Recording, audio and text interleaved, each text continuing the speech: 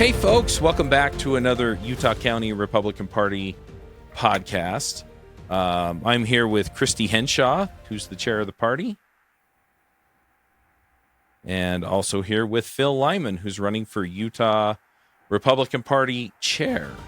And really quickly, I'm going to give the same kind of setup on both podcasts because we're also interviewing Rob Axon, who's running for chair, just so that everybody understands where we're coming from, right? So first of all, Cristy and I have talked. We're trying to mostly stay publicly neutral on the race. There are people that have strong feelings either way, and we want to work with both groups for the good of the party, and so that's what we're doing. So that said, I was thinking about how to approach these interviews, and I realized, hey, wait a minute, I'm a state delegate. And what I do as a delegate is I go talk to the people who are running and find out what the story is and make sure I understand the details, and then I report back to my precinct. Except that I'm the party vice chair in Utah County, so I'm going to report back to anybody who wants to listen within or without Utah County. So if I tell Phil I like something, that's not an endorsement. And if I tell Phil I don't like something, I'm not endorsing his opponent. Okay? So we're just going to talk because these are the kinds of questions that I would ask as a delegate. Some of the questions I probably have some idea what his answer is going to be, and some I don't. But I want to make sure that you all have the right information so that you can look at, okay, what do I care about? What are my values? What does Phil care about? What are his values? Do they align? And then you can make an informed decision. All right? All right, so let's go ahead and ask some questions. I also want to let people know we are going to ask some hard questions, but just kind of to break the ice and things like that, I'm just going to start out with kind of the ones that people expect. So I'm going to ask two or three of those, and then we'll get into some of the other stuff. So, Phil, you're running for party chair, and I'm assuming you have some reasons, some vision, some idea of what you want to accomplish in 2 years. Can you tell us what that is? Yeah, maybe to kind of frame this, there's a story about Hercules and the trials, and one of the trials or tests that he was given was to clean out the stables, 3,000 immortal cattle that King Aegea, and his challenge was to clean out the stables in a day, and if he could do that, he could have 10% of the cattle. It was a challenge that was given to him to humiliate him. Number one, it's impossible, and it was to humiliate him, and it was a horrible job, stinky, lots of garbage built up for decades and decades, hadn't been cleaned out for 100 years. But he turned 2 rivers into the stables, flushed them out, accomplished the job, and then King Aegea, shafted him on the deal, and but he did the work, and I feel that way about the.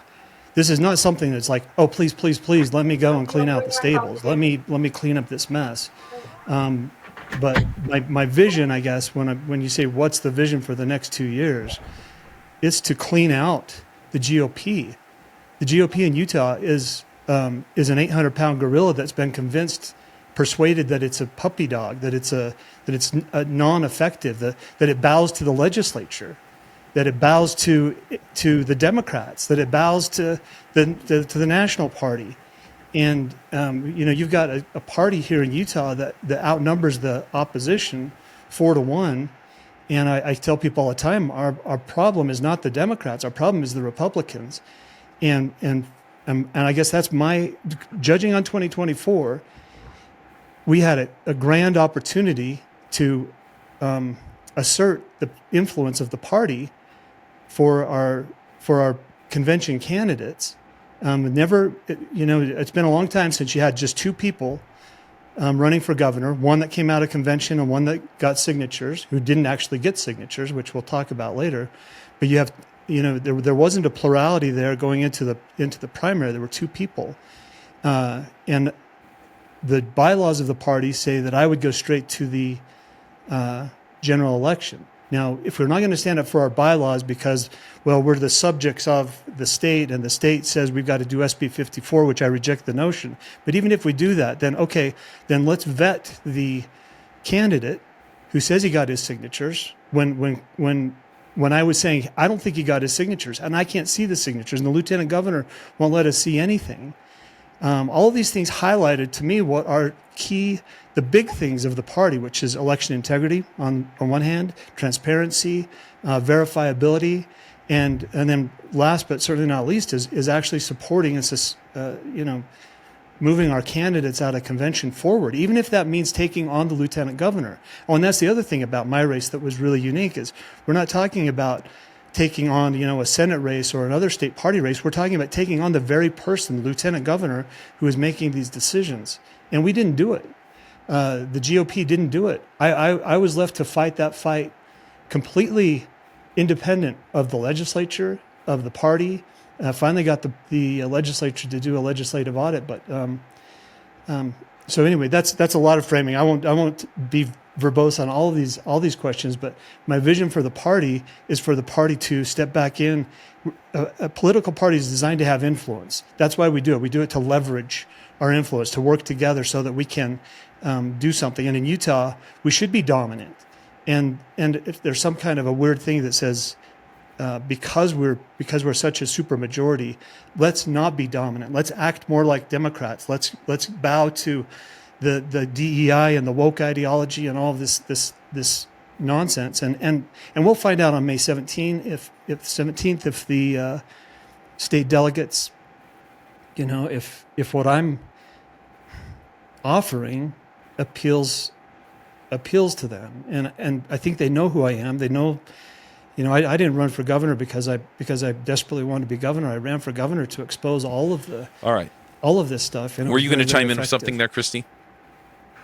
Well, I wanted. Well, first off, I just want to tell Phil thank you, and I echo kind of what you're saying about giving a voice to both of these front runner candidates so that we can have the conversation. I hope they appreciate our efforts to do that. And I don't know how we don't have conversations about this last year and, what it means for the UT GOP leadership. So I appreciate a lot of the stuff that Phil's talking about when it comes to both. I've made the same point as well that we don't ask the libertarians, how they do all of their stuff in great detail. And the supermajority issue, I understand what they're saying, but if we're going to draw those more distinct lines between government and party, we need to start having those conversations because we run into policy all the time where these lines cross and it does get very complicated.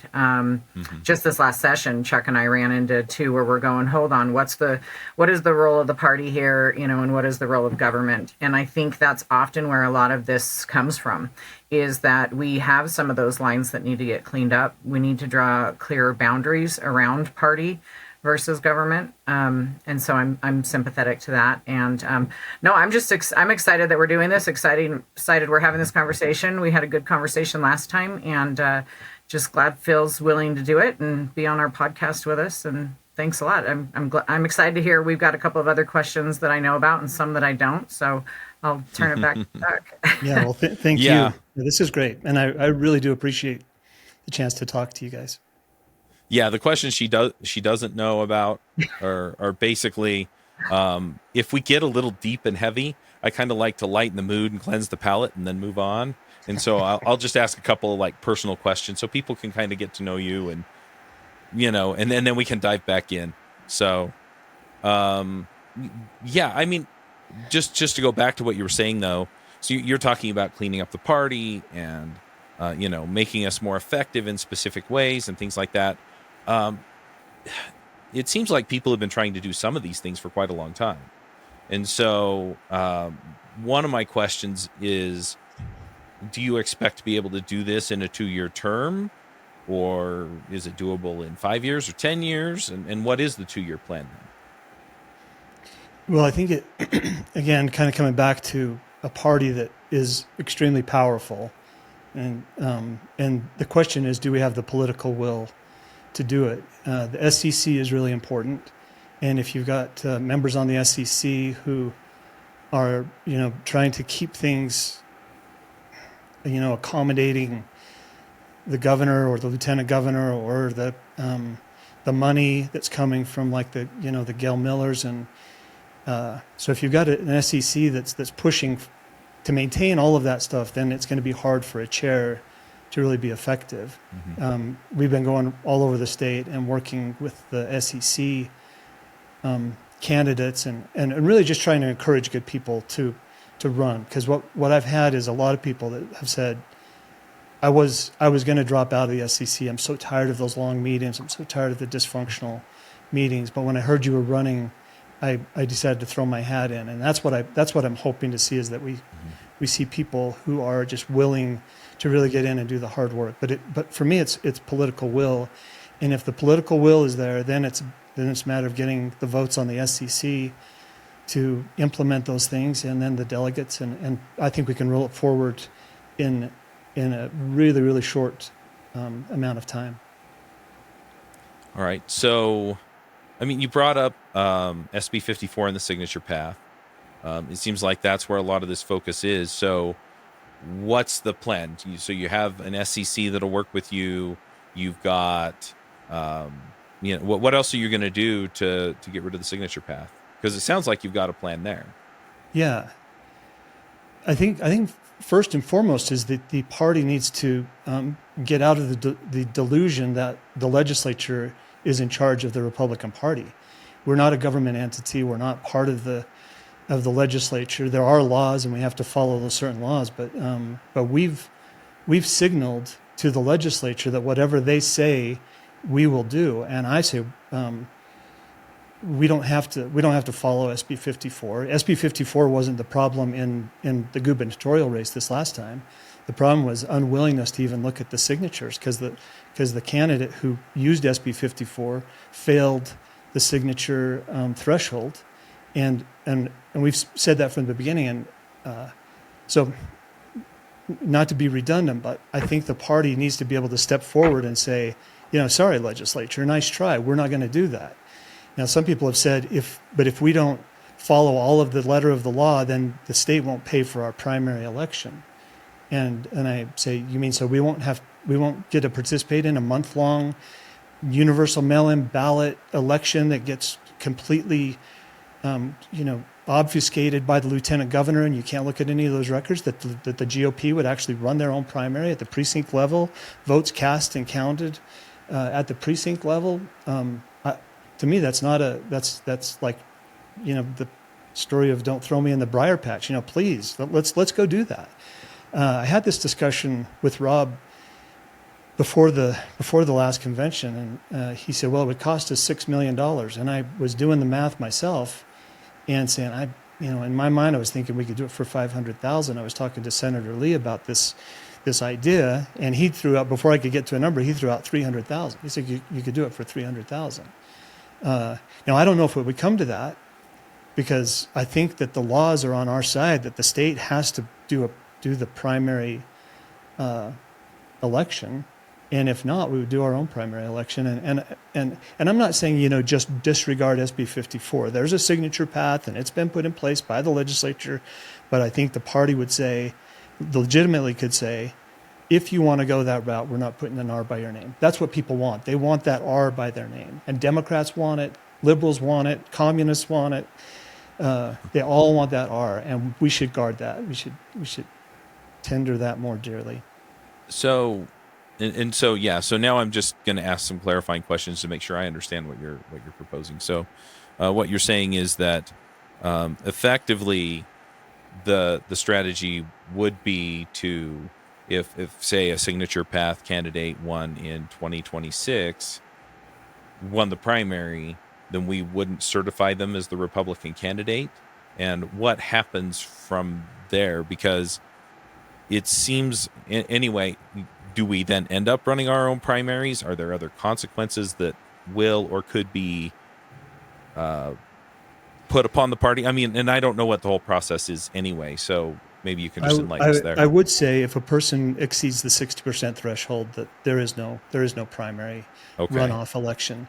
The convention is part of the primary, and we have bylaws that say You get 60%, you go to the general. We're done. So in this scenario with Spencer Cox, it could have been, okay, you can be on the ballot, but not as a Republican. He would be running as an independent.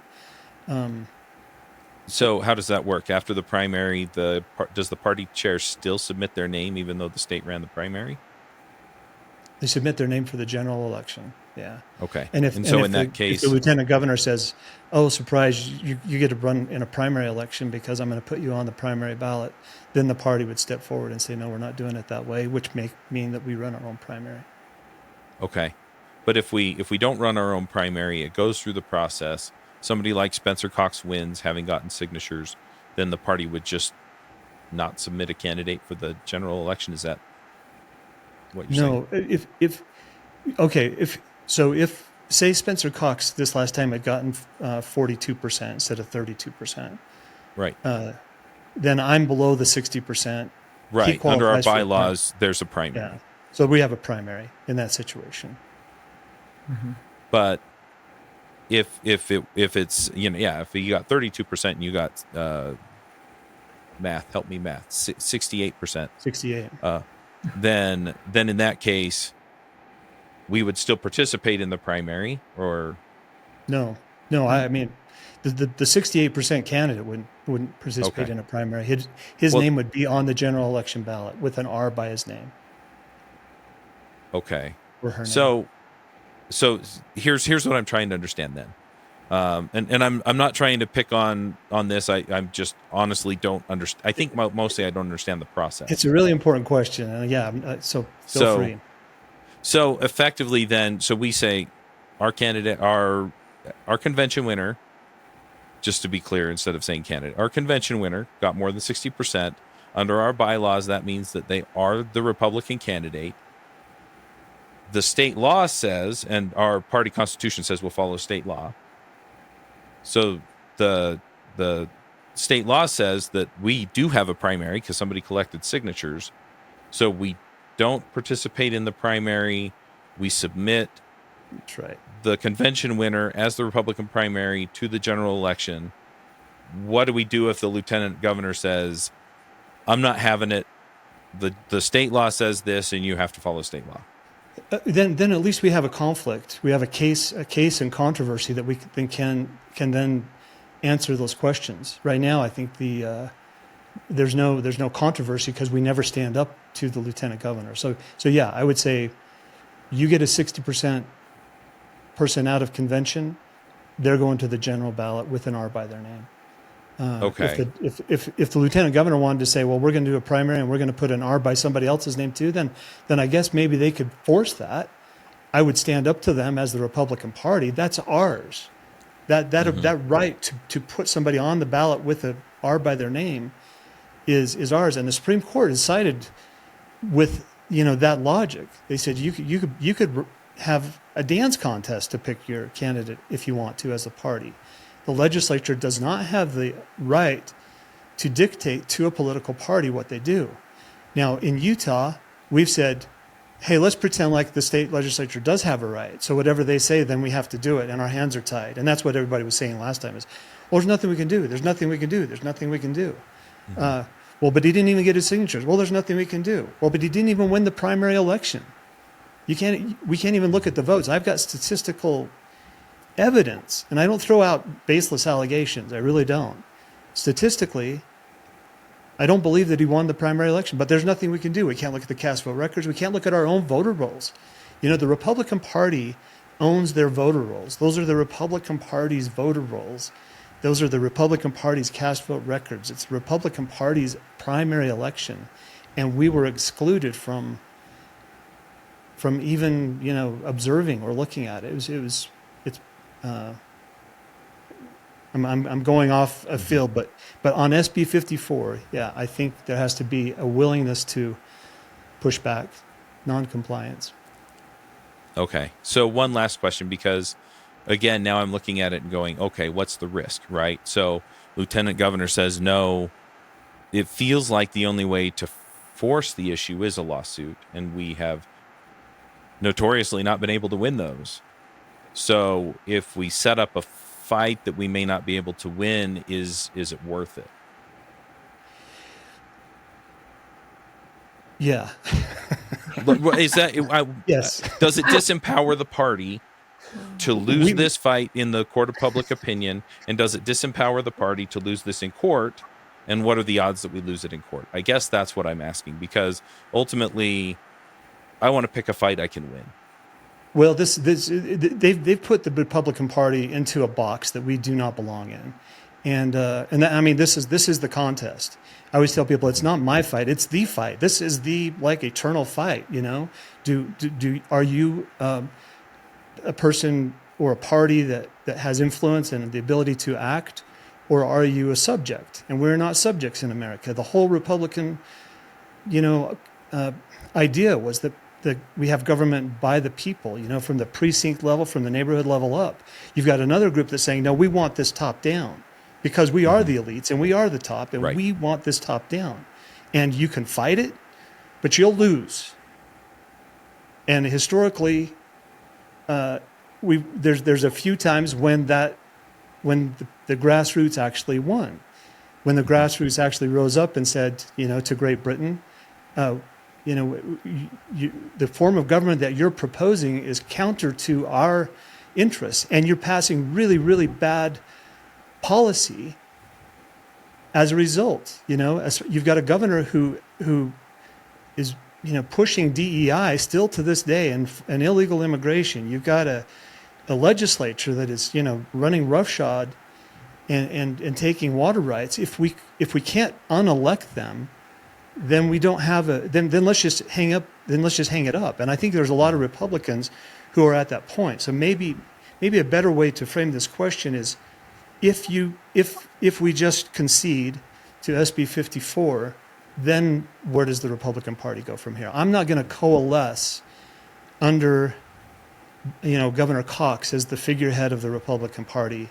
I'm willing to coalesce under Donald Trump and what he's trying to do. And it's not a worship of Donald Trump. It's saying there is a very big difference. And right now is the time to stand up and say, you know what, maybe our elections were stolen in 2020. Maybe they were stolen in 2024. Maybe we should be looking into all of the shenanigans, the signatures, the putting other people with the same name as a write-in candidate and pushing that from the lieutenant governor's office. All these people, they think it's cute, and it's not cute, and it's not legal. And if we continue down that path, you're going to see the Republican Party literally split in two. I think we have two very different Republican parties, and one of them is going to be the Republican Party, and one of them is going to branch off and do their thing. And this might be the the pivotal point in that. I don't think I won't cry any tears if I lose this election. Again, it's not a pleasant task in front of us, but I'm willing to do it. And I honestly, Rob's a friend of mine, and I think he feels similarly. I think he's willing to do it. I think he's doing it because he loves the state, loves the party, but we have a very different idea about what the Republican Party should do when it comes to standing up to authority. Yeah. So I have a question. So, you said it, so I'm going to go with it, that there tends to be two different groups or factions, right, on the side, and this race is kind of highlighting that. My question is about the people in the middle. And so I know quite a few people who are in the middle who can see very valid points on, what you have recently gone through in the governor's race, you and Natalie Clausen, and some very valid points from Rob and the leadership team on some of the reasons why they couldn't do things. Are you sympathetic to those people that are in the middle that can see a little bit of both sides? And where do you see those, overlapping? Yeah. Contrary to the narrative that's out there, I'm by nature a very inclusive person. I'm a very positive person, an optimistic person. And I think people deserve to be given the truth and to have an actual choice in front of them, an actual choice of the direction that the party goes. What I see kind of as the counter narrative is, oh, nobody likes Phil. Nobody will work with Phil. Phil can't raise any money. He's unintelligent or inbred, or whatever they want to say. But at the end of the day, I haven't heard any of the last Yeah, two. the last couple, I hadn't heard those. To be clear, yeah. So, it's whatever. It's like, just an idiot. Phil's an idiot, whatever. But I think we're dealing with state delegates here, people who are, they're not low information voters for the most part. And there may be some, but for the most part, they're people who are paying attention, who are looking at this. And so those people in the middle, I believe, just need an honest menu in front of them to pick what it is that they want to do. And whatever they choose, I will respect it. And we'll go that direction. But I am offering something, I think, that has a lot of appeal to a lot of the members, a lot of the state delegates. Yeah. Thanks. So one of the things you brought up, Cristy, did you have something else? You looked like you were about to. No, you're fine. Okay. So I was going to take it in a different direction, come back to these questions, but you brought up some of the concerns that I've heard. And so I kind of want to just address some of those. These were some of the hard questions that, I wanted to make sure that we're getting answers to them. So the first one is I've had people tell me that you in particular are divisive. A lot of it basically boils down to the stuff we've already been talking about with the governor's race. And so it's, hey, he's anti-establishment, or he ran against a legitimate Republican candidate, or, any number of other things that, where people are seeing you as divisive. So, yeah, and I think it kind of echoes Cristy's question, right? These people in the middle, like, well, what's in it for them? But how do you address that as far as, how do you intend to bring people together instead of being somebody that people react to and go, no? I do come from a different angle politically, and I've got a past and criminal record and jail time, and it's like, so it doesn't escape me that I probably represent something a little bit more maybe firebrand-ish. The thing that most people find when they get to know me is they're surprised that I'm actually a nice person and an intelligent person. But again, coming back to framing this issue, I think there are some real schemers. I think there's some real disingenuous schemers in this state, and they've been pushing a long time to organize and to structure things to their advantage. And they're entrenched, and they've got billions of dollars invested, and they are not going to let somebody waltz in and take that over through an electoral process. So if that's true, if there are some disingenuous schemers, they are going to protect their turf much stronger, much more aggressively. So just the fact that I exist, just the fact that I will call out, election fraud, they go nuts. They go berserk. It's not organic. It's protectionary, because they know that the authenticity that I'm bringing to the debate challenges their inauthenticity, and so they go into overdrive. It's like, this is not an option. Phil Lyman is not going to win this race. They don't care if they have to cheat. They don't have to care if they have to recruit other Lymans to run on the ballot. They don't care what the narrative is. They've got all of the media. They've got the judges. They've got all of this stuff locked up. It is the elite, combination there that I'm taking on, and we either take it on or we don't. I guess that's Okay. where I'm at. In that same vein, one of the other concerns that I've heard, and I've actually heard this not just from delegates, but I've heard this from elected officials, that some of the elected officials in the legislature and other places are unwilling to work with you on issues. And I feel like that's a major job of the party chair. And so, what do you do about that? Well, of course they will work with me.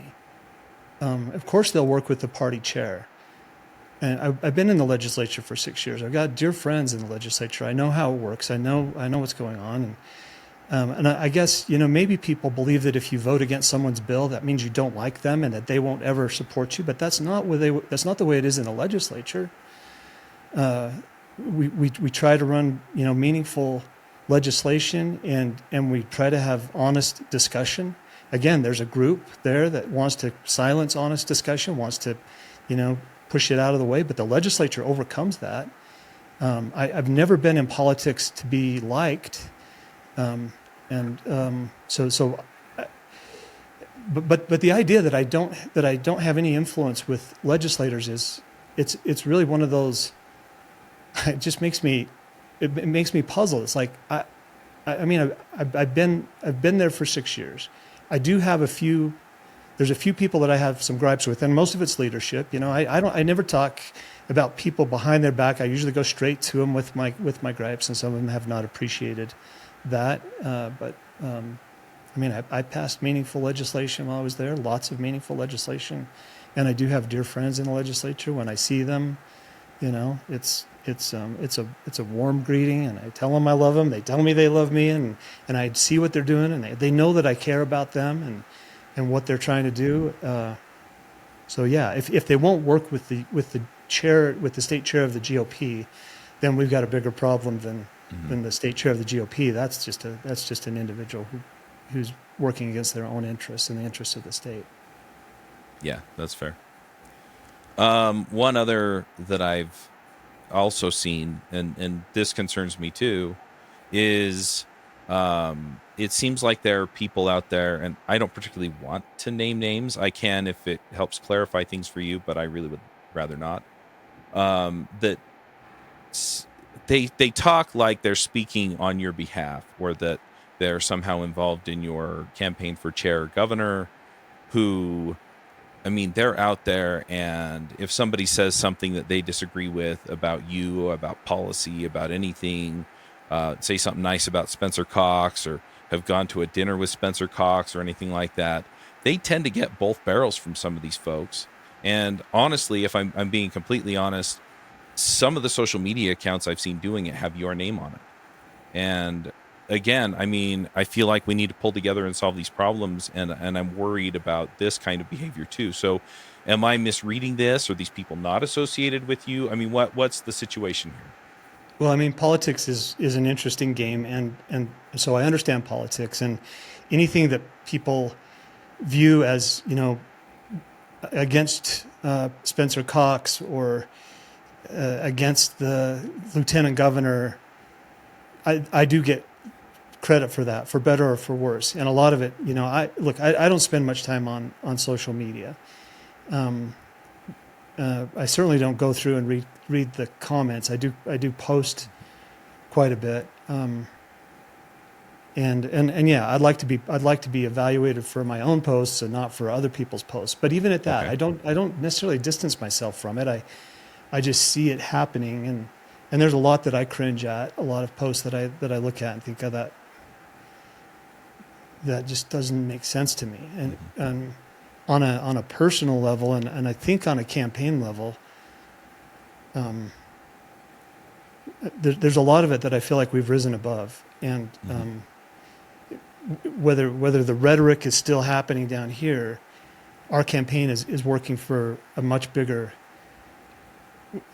prize, I guess, than winning the social media fight. And I always, go back to 7 habits, things that matter most should never be at the mercy of things that matter least. And there's some really pivotal, some really crucial things here that we need to be talking about. And election integrity, I think, is the top of the pile.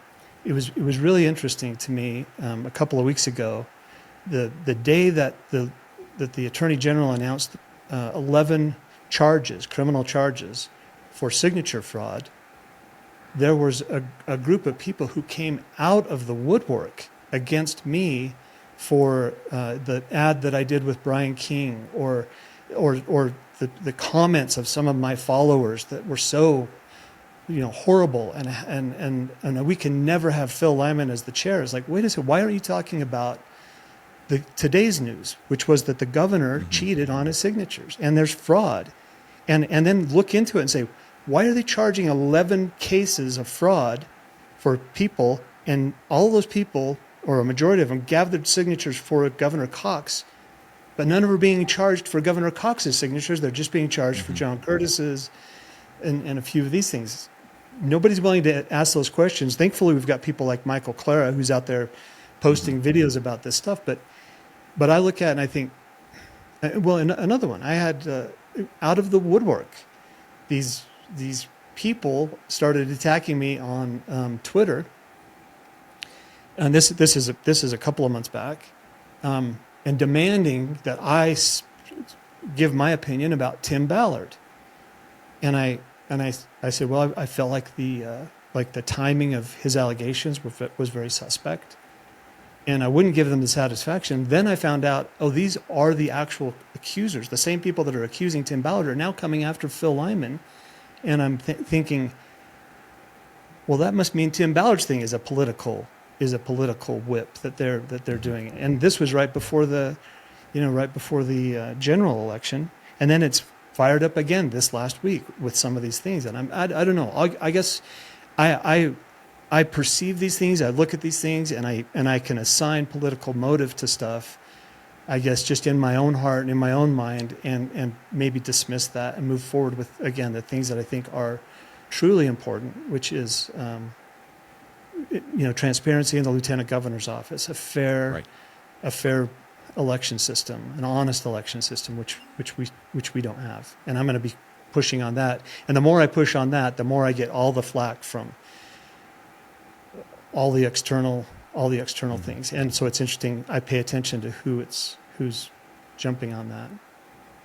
Makes sense. So I just want to clarify a couple of things. I'm glad it makes sense, because I feel like I was rambling there for a sec. No, because and that's why I want to just clarify this, because what I heard was, if it's not me saying it, I can't always control it, which is totally fair. And we've seen these kinds of tactics from people where some of these attacks are unfair, made up, or even if they are true or somewhat true, it's like, hey, look, this got adjudicated a year ago or 2 years ago or whatever, and you're now bringing it up to obscure current events. The thing that I guess I want to clarify is some of these folks do look like they're very close to you, and so I just want to clarify that you're not supporting or empowering any of these folks in doing this kind of thing. And I also want to clarify, if the account has your name on it, you're the one posting it. Yeah. If I do have some help on some of the Twitter posts, and there's a few times that I've looked and thought that would not be something that I would probably do, but I want to put it in the right context, because I look at the people who are passionate, and I think they're taking this much more seriously than our opposition. And they're truly, passionate about the things that they've been affected negatively over. Some of these, I've got a handful of parents who were charged criminally for showing up at a school board meeting. They were prosecuted. They had to do a plea deal. They spent thousands and thousands of dollars on attorneys, and they had a school district, whether it's the Granite School District or the Alpine School District or some of these other large school districts that were doing this in a really vindictive way. So I don't know if you've seen the movie First Blood, but I've said that before, when people get really critical about an individual and what maybe they're coming out with, and I say, the government was abusive to them, truly abusive to them, and they've got feelings. I told the group this last week. I said I was kind of a firebrand at the legislature. I mean, it was not my. Because I felt like things needed to be said. So when I speak against the water bills that were, centralizing control of all the water, people saw that as a firebrand, but I was really passionate about it. But I said, I now that I'm out of the legislature, I look back and I feel like if I need to ask forgiveness, it's forgiveness for the things that I didn't say and that I didn't do. All those things that I said and did came straight from my heart, and they were honest, and they weren't mean. They were truly authentic, trying to help people see what was really important to me. And so I give other people the same the same leeway. I'm not a censuring type person. I don't, I was the one no vote against censuring Natalie Klein because I thought that's not our place. It's not my place. And that translates to almost everything in my life. Politically, people want you to step in and fight their fight or censure somebody that they disagree with. And I kind of take the position, I claim the privilege of expressing myself according to my own conscience, and I hope other people will do the same. And so when they do it, even if I hate it, even if it's caustic or whatever, I don't tend to really jump in. Now, if it's coming from my account, believe me, I message quite often. This is off limits. You cannot talk about this person, or you cannot take this angle, and but it's messy. Mm-hmm. Okay. Yeah. Sorry, I'm talking way too much. No, you're fine. No, I think it clarifies things for people. So yeah, and we want to hear from you. That's why we're interviewing you. Okay. So talk as much as you want. Sure. Yeah, I can relate with the part where you said about the fear being the regret of the things that you didn't say. I get that. I have full disclosure. I cringe at some of the stuff that I see people say that they look like they represent you as well. And knowing you as I do, and appreciating, it's funny because I'll tell people, do you know, Phil, he's a very mild tempered guy. I mean, he's opinionated, but if you knew him. And so, I really appreciated, Eric Moutsos recently said, and I think you heard him say, if we agree on 85%, hey, pick up the phone and call and see. And I appreciate that. This has tested the boundaries, and being the chair of a county has tested the boundaries for me of free speech versus leadership. And so, and always allowing somebody the opportunity to come back and, bridge build, because we all have things where we look back and we go, man, did I make the right decision on that? Did I make the right call? And when I find out in the times that I haven't, is there a path back for me to explain myself, but also to make the right decision in the future and, not get raked over the coals for it. And so I hope that, I err on free speech too, but I hope that we offer the olive branch more than the purity tests that I've seen a lot online recently. And I'm not attributing what other people say to you, and I wouldn't do that. I just hope that I'm seeing so many good people on both sides of this thing, and it's a little bit heartbreaking to be a spectator, I guess, is an anecdotal comment. It's been heartbreaking. Yeah, I just want to add really quickly that was my disconnect, is essentially what Cristy said. I've talked to Phil. He's a great guy. He's friendly. He's smart. He knows what he's talking about. And then I see this online, and it felt like a disconnect, and that's why I asked. It is disheartening, and social media it's a really interesting. Thank goodness for social media. I don't know of anybody anybody that pays attention to mainstream news at this point. They're involved in social media, and it's still pretty freestyle and no holds barred, and you see lots of really crazy stuff, but it is disheartening, and people do get fatigued from the immaturity that flows sometimes, and yeah, when I look at my own posts or something and it feels immature to me, it's discouraging to me too, and so yeah, it's like you kind of err on the side of moving forward and continuing the post versus withdrawing and moving out of it. But I will say this: when a person actually gets some authority, actually gets a position where they can make a difference, I do think they have to pivot. And we've said from for the governor's race, ours was a guerrilla warfare. It was an insurgency campaign. It was you're a non-existent person. You're trying desperately to get your message across, and that's it kind of defines where I came at taking on the Bureau of Land Management and the federal government over the Bears Ears designations and the closures and things like this. It's like you are, and then you get in the mail, United States of America versus Phil Lyman, and you feel like you're about this, so tiny.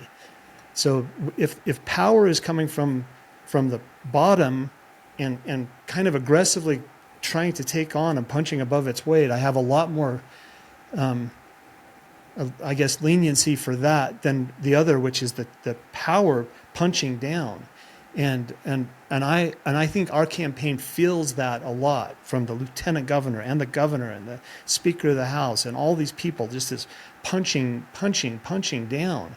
And yes, we have lost one court case after another court case after another court case, not because they're bad cases, but because we have judges who say it's ridiculous to allege that Spencer Cox didn't get his signatures. It's ridiculous to allege that you should have access to the cast vote record. All these things that we feel like is a virtuous fight.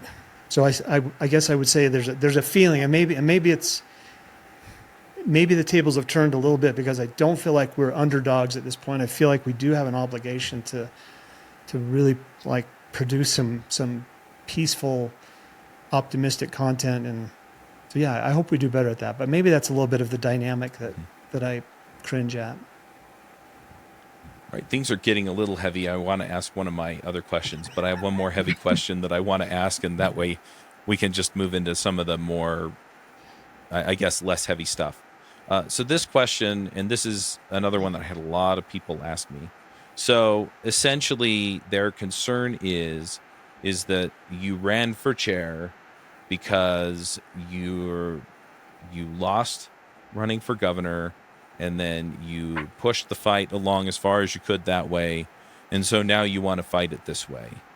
And so they're concerned that you're going to have this narrow focus on integrity, election integrity, and SB 54 to the detriment of other things, and that it's just going to be sour grapes for Phil, if that makes sense.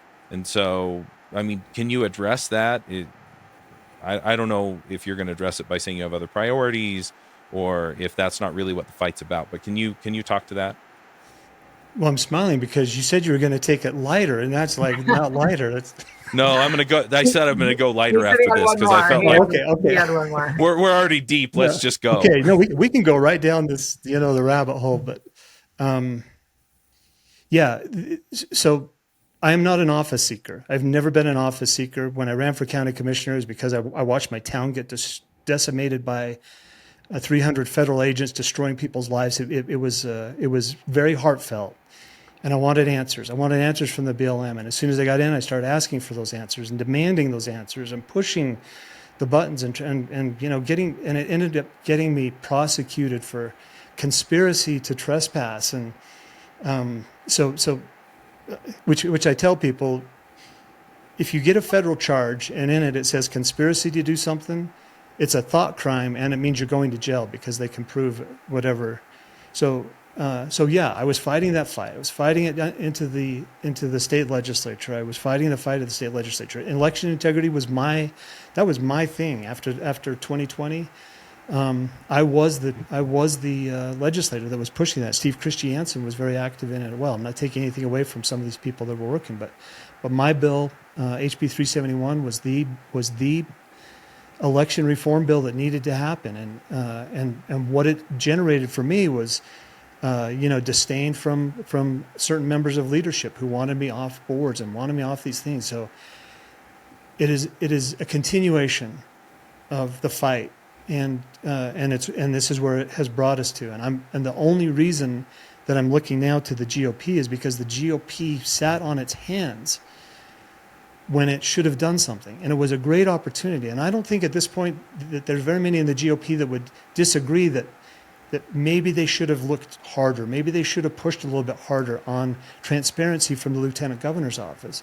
The state chair is the liaison for the party to the lieutenant governor's office. And I look forward to that. Deidre Henderson and I have been friends in the past, and I think we'll be friends again, at last. But in the meantime, we've got a job to do. And so, no, it's not a vindictive thing, and it's not an office-seeking thing, and there's no feather in your cap when you win state chair. You have a job to do, and if that answers that question, it's not a continuation, and it's not me prosecuting my court cases through the state chair. It's fighting the fight, and I suspect it'll continue wherever that leads. I would like an off-ramp from politics. I would like to get out. I tell people I made the mistake at the debate with Spencer Cox. They said, will you accept the results of the election? I said, I'll verify the results of the election, whether we win or lose. And we're still doing that. All right. Let's lighten it up. So this is a question I asked Rob. So it's people will recognize it if they've already watched that one. But Phil, what's your guilty pleasure?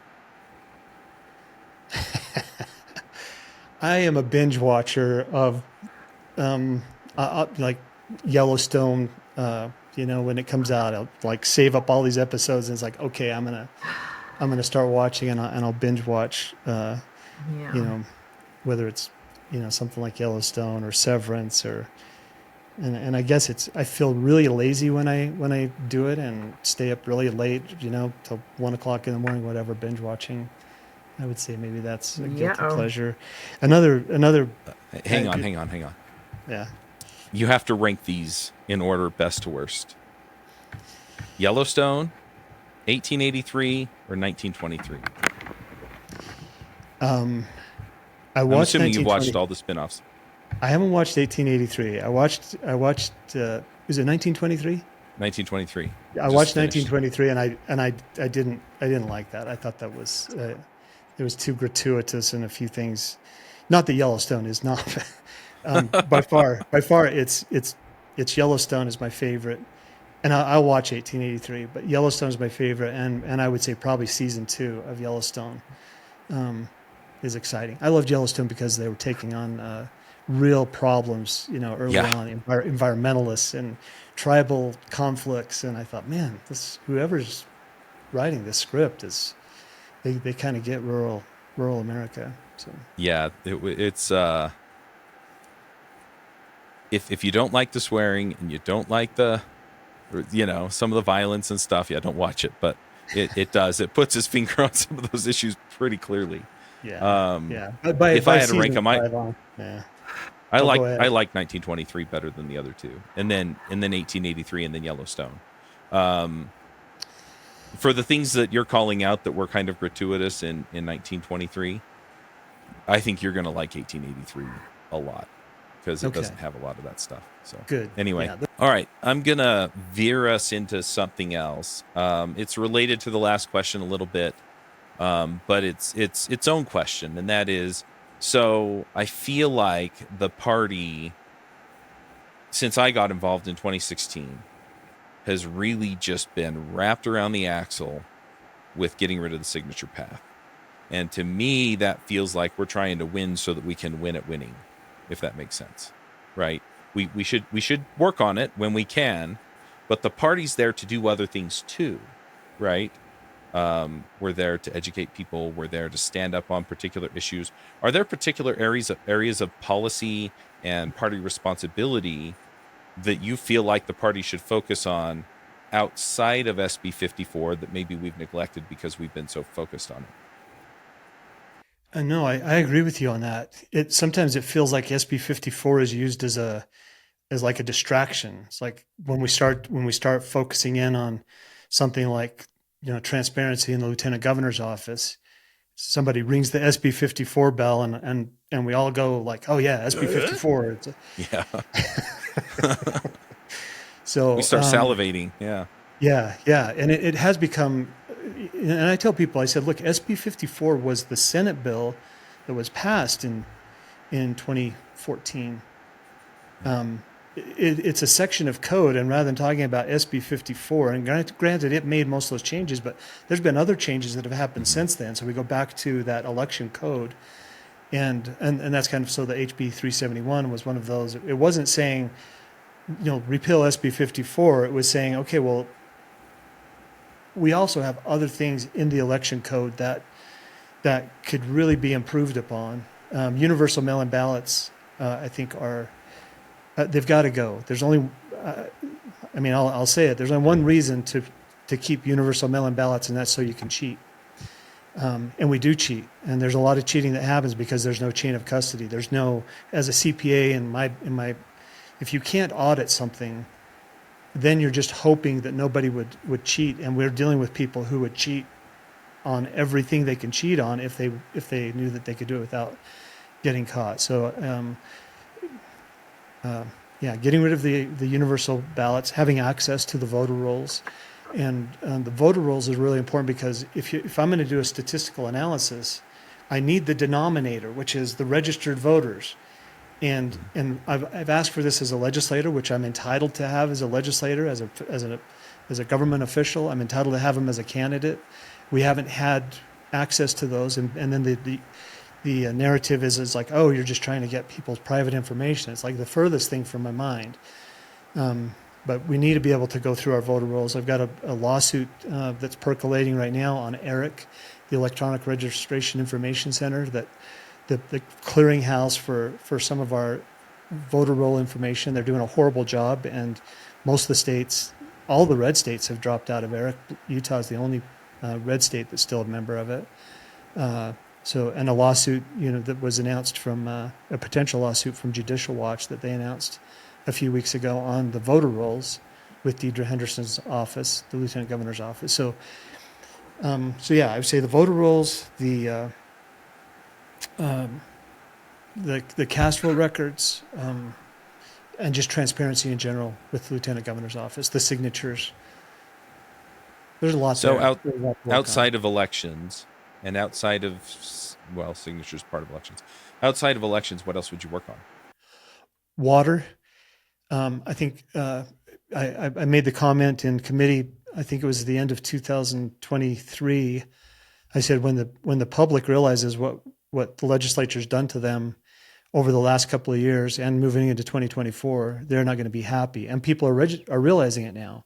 Farmers who have had to put a meter on their water, and now they get an assessment. They've got to pay $328 for water that they own the shares to, that their grandpas built the ditch company, and the state is taking over the water. And it's not in a good way. It's driven by developers.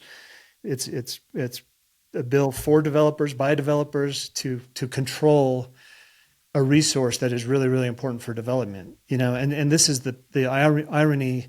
You've got developers that are being told, no, you can't build the housing development because you don't have the water to do it. And then Texas Instruments comes along and says, we need to build this plant. And it's like, oh, look, we've got plenty of water. We can give you all the water you need to come and spend your $12 billion or whatever it is.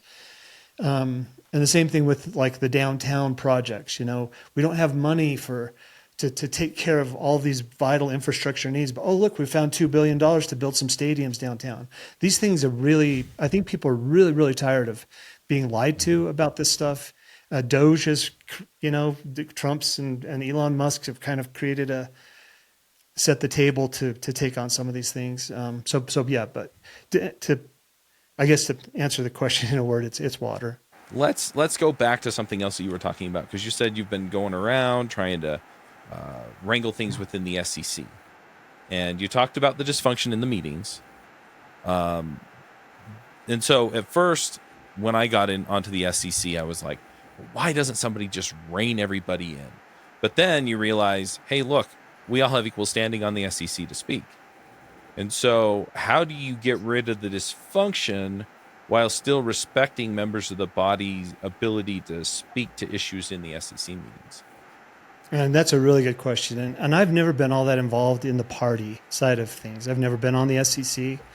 I've gotten pretty involved, through this last year with the races and things. But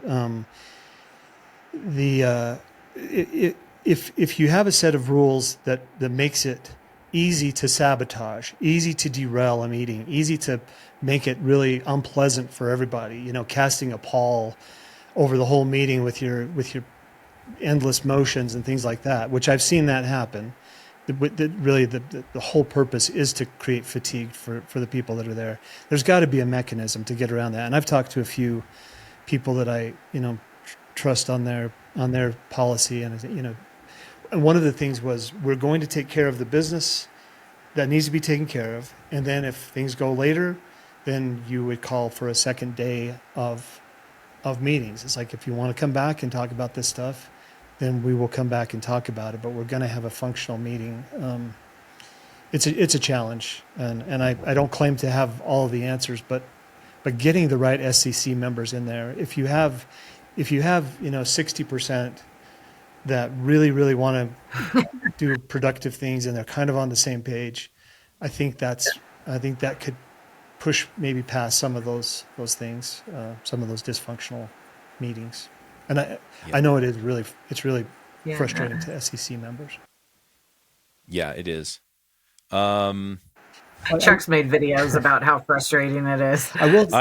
I sat down to record a 5-minute video and say, come on, guys, let's get on board. And it was 45 minutes, I think, where I said, we got to stop doing this and this and this and start doing this. I have a friend that had a sign above his desk and it says, talk it over, talk it through, talk it out. And, talk it over, talk it through, talk it out. And as much as I sometimes want to get on with my other things, I do value the discourse. And as you said, Chuck, people are on the SEC. They've got a right to be heard. And that for me is pretty sacred. So long meetings, if they're done purely to make people miserable, there's got to be a mechanism to get around it. But at the same time, I am not, going to squash people's voice. All right. My next question is, a lot of delegates and frankly voters, but a lot of delegates don't see the party doing stuff, right? They don't see the party out there engaging on things. And so then they get disheartened because, well, I'm working for the party, but the party's not doing the things that I want to see them do. So what can you, as the party chair, do to make what the party's doing more visible and to lean into areas where people want to see action taken? Yeah, I think I kind of come back to that. Things that matter most can't be at the mercy of things that matter least. And what is the party designed to do? And supporting candidates is important.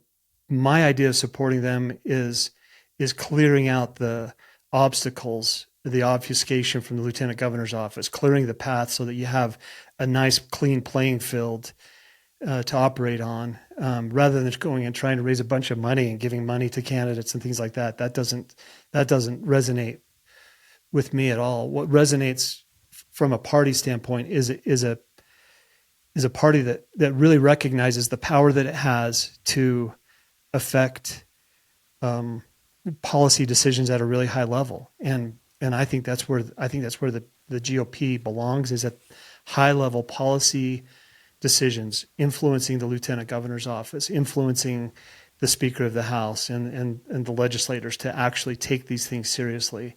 Sometimes we get down in the weeds and we get all concerned about, the size of people's yard signs or this or, flyers and marketing for candidates. And I think that is something that candidates are really capable of doing on their own.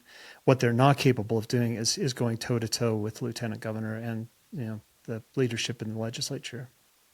Right. So the question addresses, or you kind of address some of that, but a lot of times people don't see it when we do it. Right. So sometimes it does happen and then people don't see it. So how do we make sure that people know that we're fighting for them? I think there's a little renaissance of GOP, of our values. And I'd like to see our website reflect that. I criticized the website the other day, and then a young kid came up and said, "Hey, I'm in charge of the website. It's under construction. Give me a break." That's true. I am aware. Yeah. So I had to kind of, and then I was looking at it today and it's like, it was under construction. It's actually better already. But I think the outreach, can really can flow from the genuine power of the GOP, that people can observe that and feel like they can connect. I always, in my business, I want to make it easy for people to do business with us. And from the GOP standpoint, it should be easy for people to do business with the GOP, to actually engage and find people. Data, the GOP could be such a source of data. And I'm sorry, this isn't all that visible. This is kind of more behind the scenes as well, but to really push that out. And when a candidate steps forward, they have the whole backing of the GOP, which should mean something. Right now, the data is not really valuable. If you really want good data, you've got to go to the private market and buy it, usually from somebody who works in the SEC or in the GOP that somehow has got that. But yeah, as far as like doing service projects and outward things like that, I think that's a county level thing. I would support that, but state GOP is not going to be out doing charity drives and things like that. I just don't. I think there's way too much to do on the administrative front. You kind of drove Maybe into one of my other questions. So okay. So it is data, but it's technology, and it seems like the party could use technology more effectively. Sometimes, though, we also see technology be more of a problem, depending on the application of what we did, than an advantage. So, what solutions or changes would you suggest to improve the situation or reverse where we're kind of sliding off the tracks? Social media and followers. It sounds kind of petty to put it in those terms, but I think the GOP should have a big presence on social media, and we should have several 100,000 followers that are actively watching what we're doing, and we should put out content that is appealing to them or relevant to them, I should say. I've always said in my own campaign, I said we're not asking anybody for money. We ask for their hearts and their minds, and then once they're bought in and once they're part of it, then they're asking, where can I donate? How can I help? And I think, and I'm not saying that the GOP doesn't do that now, but from my observation and from my experience with my own campaign, I think the GOP should have a Twitter account that has, like I say, several 100,000 followers, and we should actually pursue that and go after it and build that influence. Awesome. So you kind of flirted with the finance question. How are we doing financially, and what can we do better?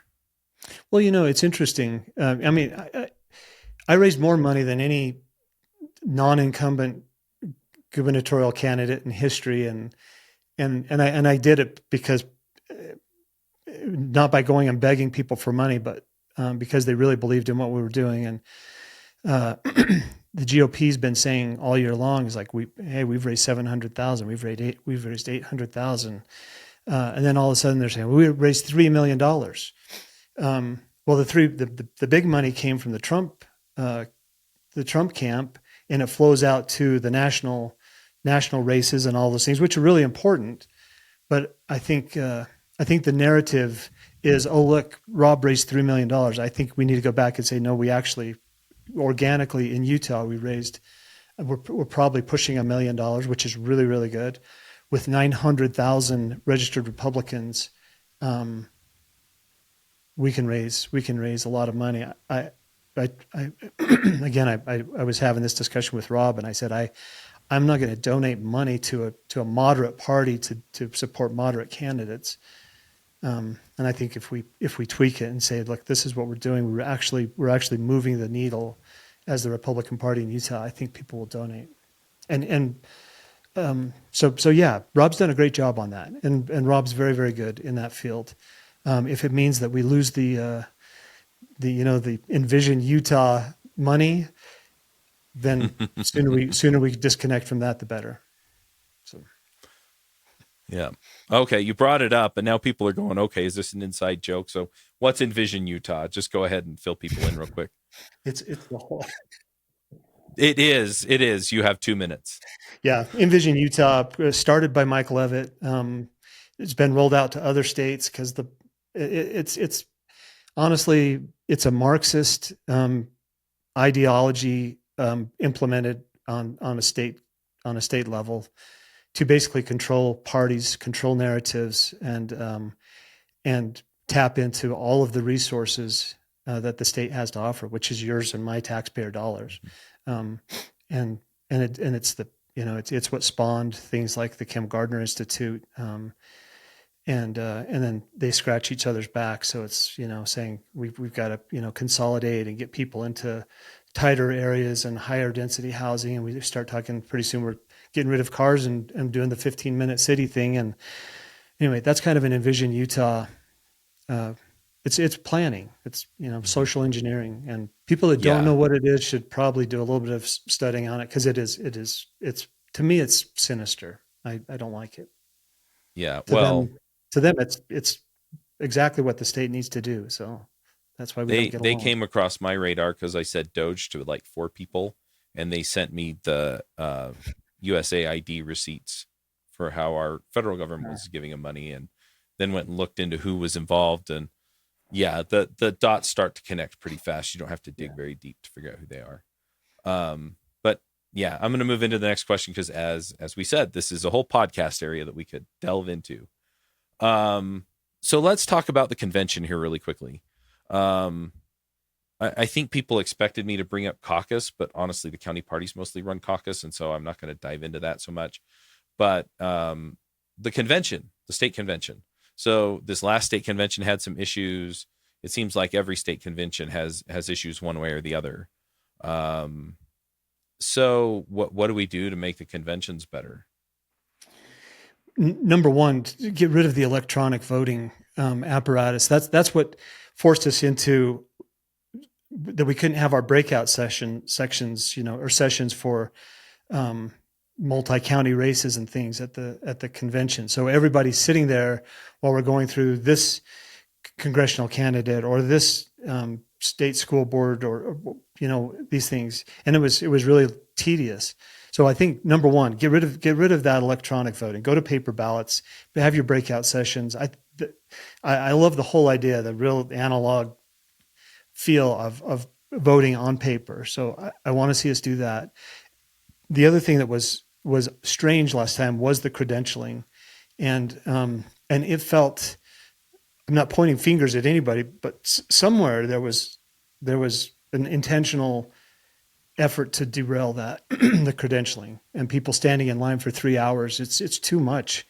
And I talked to a couple of my friends at the Utah Off-Road Expo and got some that organized that whole thing. I said, hey, if we did this, would you be willing to come and help us run a convention? And do you have any ideas on this? And I'm telling you, we could credential people in 15 minutes, and we used to do that. I mean, I've been a state delegate for a long time, and I've never seen anything like last convention, and both on the credentialing and then on the long process of voting, with everybody in the room voting for different small races. That seemed really. So one other thing that I'm curious about, this might sound a little self-serving since Cristy and I are both unchallenged in our county convention, but how do you plan to support county parties, delegates, and local races? Well, again, I think data is major. A well-run GOP, state GOP, will facilitate, these effective county party function, the functionality. I don't want to get involved in party races. I don't want to put my thumb on the scale as the state party. I don't think the party should do anything other than, help to make sure that those things are functional and in the realm that they can do. You take a county like Utah County that has lots of resources and lots of people, compared to a county like San Juan County that probably needs, a little bit more help and at least how things are done. So I think the party can help tell a precinct chair who doesn't know quite what to do. I think they could really help them be effective. At the same time, getting out of the way of a precinct chair or a county chair that knows exactly what they're doing, and say, hey, that's the way Utah County does it. But yeah, as far as like getting involved in the down ballot races with a bunch of, marketing, campaigning, I think that is outside the realm of what the party should be doing. All right. What about the bigger races, the multi-county and statewide races? How do you plan to support people there? Again, people do such a great job with their own campaigns, and we should be a resource. The data is huge. The influence is huge to have more followers, more influence on social media.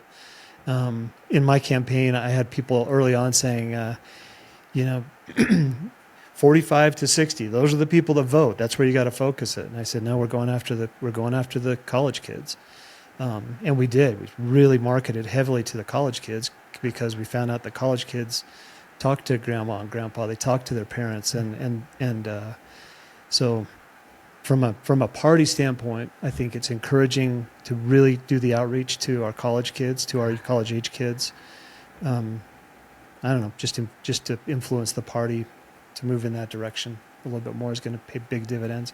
And then I'm a broken record on this, but getting some serious influence on social media, really taking that to heart and say we are going to be influencers. That's what a political party is, after all, is influence, and we should make that our stock and trade, so that when people do want an endorsement from the GOP, it actually means something. It means, okay, we're gonna throw an ad out on our platform, and it'll really affect things. Yep. Data. Yeah. Well, the other thing I want to just point out is, you came on, nothing was off limits. We just had a good conversation, and hopefully, again, people just take the opportunity. If you like Phil, or if you don't like Phil, at least you know him a little bit better and kind of get where he's coming from. And yeah, so hopefully, since we're putting out this podcast and the podcast with Rob Axon at the same time, you can watch the one, you can watch the other, and then you can kind of figure out, okay, what makes sense to me. It's amazing that you guys do this. This is you're doing exactly the things that we're talking about here, because you're not podcasters, you're party officers, and you're doing it. So thank you for doing it. But yeah, I've been podcasting since 2008. So like I said before, I was hoping to have the conversation that I would have as a state delegate standing in some gym somewhere. If people are going, oh, but this question got asked or this topic got brought up and I want to know more. Like, how do people kind of get in the gym with you figuratively and go, okay, here's my question that I'm asking in the circle of people that are around you? Yeah. It is. I mean, that's a great question, because the chair race is a different animal. We're doing some town halls, and our audience is state delegates. That's the people that we're, Right. Trying to really speak to, because they're the ones that are going to make the decision. So there'll be a lot of people that are not a state delegate that have questions, and we don't want to discount that at all. But we're doing some we're setting up some teletown halls, and we're sending out emails to the delegates. So I guess pay attention to the emails that you get, and reach out. I've got my cell phone number is everywhere, and I answer my phone when people call. So, yeah, I really want to answer those questions for the delegates. The other thing I find with state delegates is you talk to one state delegate, and they will go talk to 20 other people, and they bring it up in their meetings, and so it's really ineffective. Yeah, my Lyman for Utah website is still active. I need to tweak it so it's not all about the governor race, and we're working on that. But still has all of the information, all the contact information, and a platform and kind of what we stand for. So yeah, Lyman for FOR Utah.com. Yep. And follow us on for the spelling challenge people like me, it's Lyman with a Y, Lyman. Yeah. And jump on, follow us on X. Our YouTube channel is, fledgling, but it's kind of growing. And yeah, click that like button.